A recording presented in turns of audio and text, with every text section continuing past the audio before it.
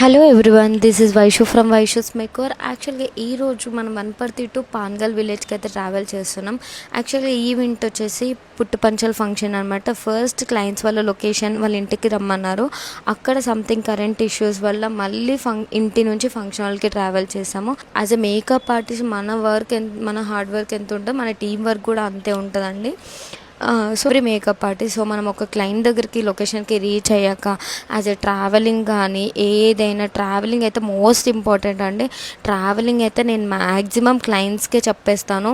Pickup and drop మొత్తం వాళ్ళకే చెప్పాలి. ఎందుకంటే మనకు తెలియని లొకేషన్స్, తెలియని అడ్రస్, మనం వెళ్ళి అక్కడ ఎక్కడ బస్సెస్ ఉంటాయో తెలియదు, ఎక్కడ ఆటోలు ఉంటాయో. సో ఇలాంటి ఇబ్బంది పడకుండా క్లయింట్స్కే వాళ్ళే పికప్ వాళ్ళే డ్రాప్అప్ లాగా మీరు ప్యాకేజెస్ మాట్లాడుకోండి. సో మీకు ఏం టెన్షన్ ఉండదు అనమాట.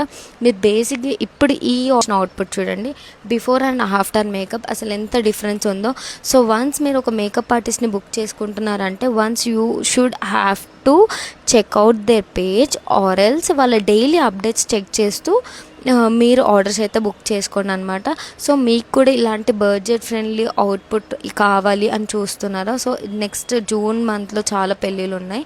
బెస్ట్ మేకప్ ఆర్టిస్ట్ ఎవరైనా చూస్తున్నారా? So you can contact with Vaishu's maker. Thank you.